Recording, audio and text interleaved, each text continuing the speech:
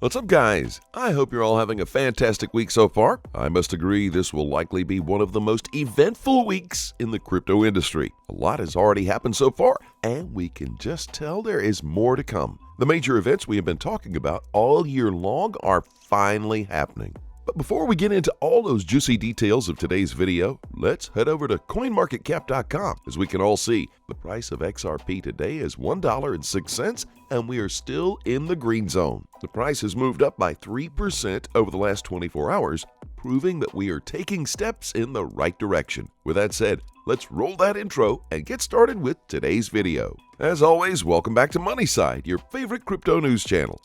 If you are new here, welcome to the XRP fam. Hit that subscribe button and turn on your notifications so you don't miss out on our daily crypto news updates. Now back to today's video, we will rev those engines with this tweet from Ripple XRP that says, boom! Fed prepares to launch review of possible central bank digital currency. Officials will release a paper and solicit a public comment, but are unlikely to decide soon on government-backed cryptocurrencies. So it begins. Now, this is something we've talked about time and time again on this channel. CBDCs are here to bring change. And as we can see, the Fed is now preparing to launch a review of possible central bank digital currency. The events are already dropping, which means that we are closer than ever to the start of a new era. Looking at that article posted in the Wall Street Journal, we can point out a few things. We will not read that entire article, but we will definitely go over some critical points regarding the Feds and CBDCs. As we can see,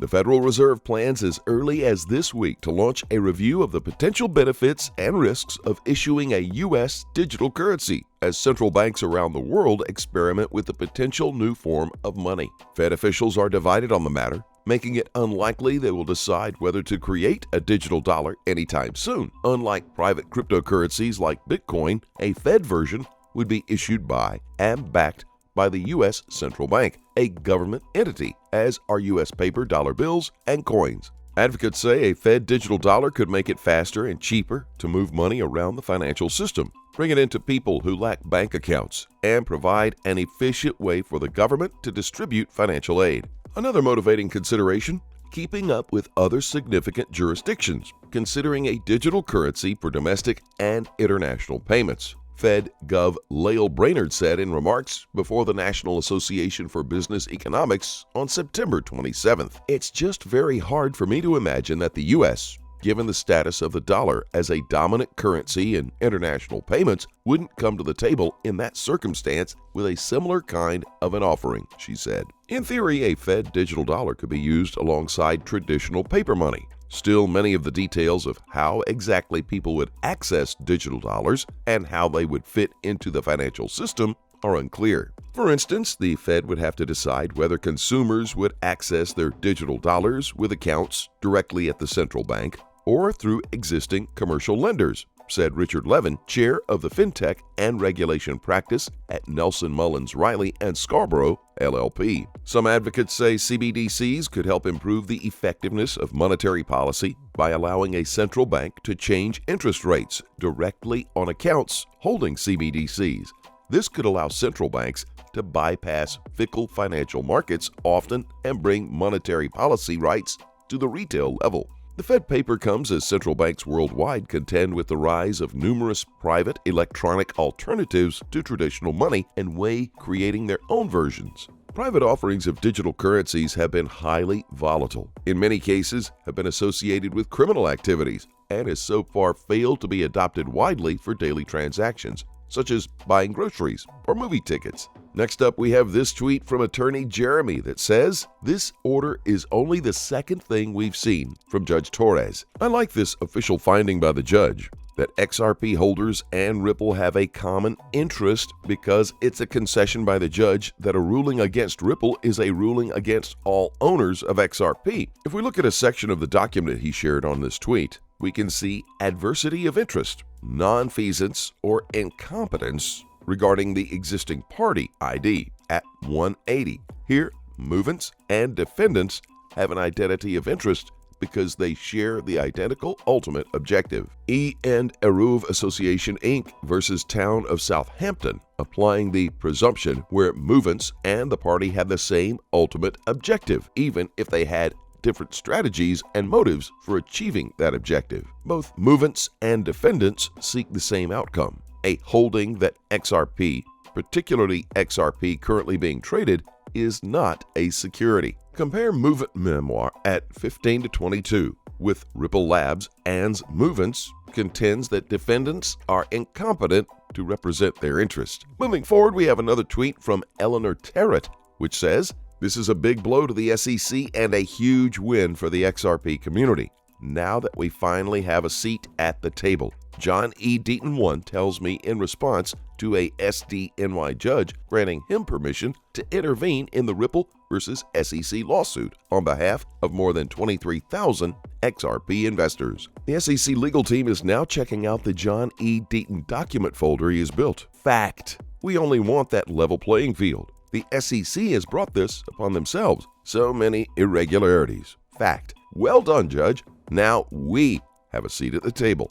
I think with this new development in the Ripple versus SEC lawsuit, the XRP Army has a chance to voice out their desires.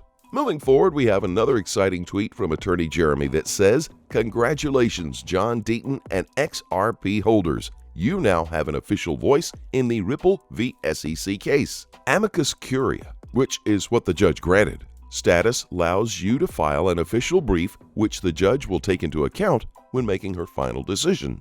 All that was in response to another tweet by Crypto Law US that talks about Judge Torres granting amicus status to John Deaton and Movants and denies motion to intervene in Ripple versus SEC Gov lawsuit.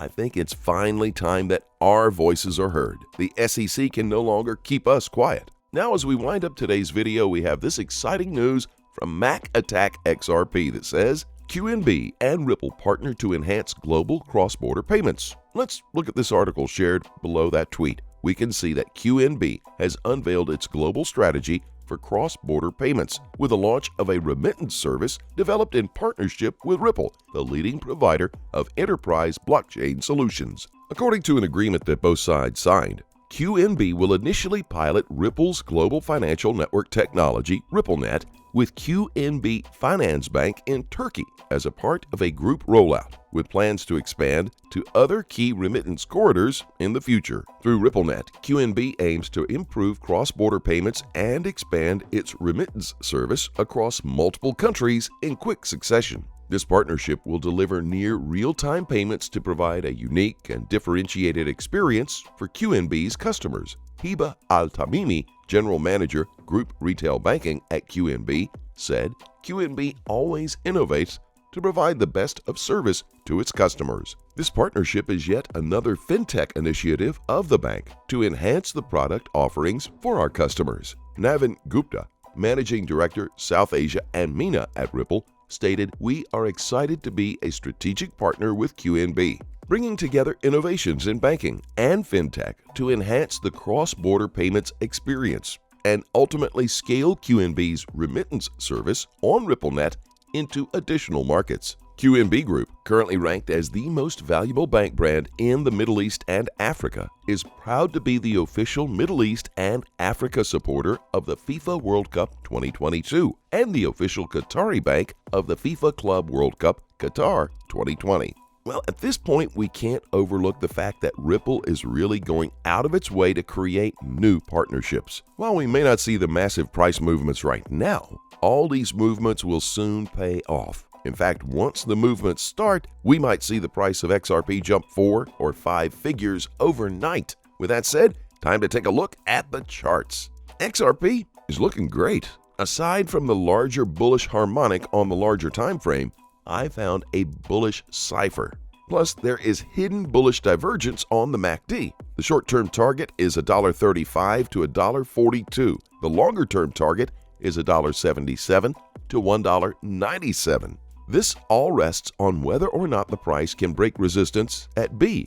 If not, maybe after a confirmation low equivalent to or higher than D, but I'm thinking that the 3 lows after D should hold firm. As always, we remind you to trade safely, my friends. Please keep in mind we are not a licensed financial advisor. All videos on this channel are intended for entertainment purposes only. Tell us what you think in the comment section below, and let's have a conversation. Thank you so much for watching. I appreciate you. Don't forget to like this video and to click on the subscribe button below. Turn on notifications, that way you get informed whenever we post our amazing content. Thanks again, and we'll see you in the next video.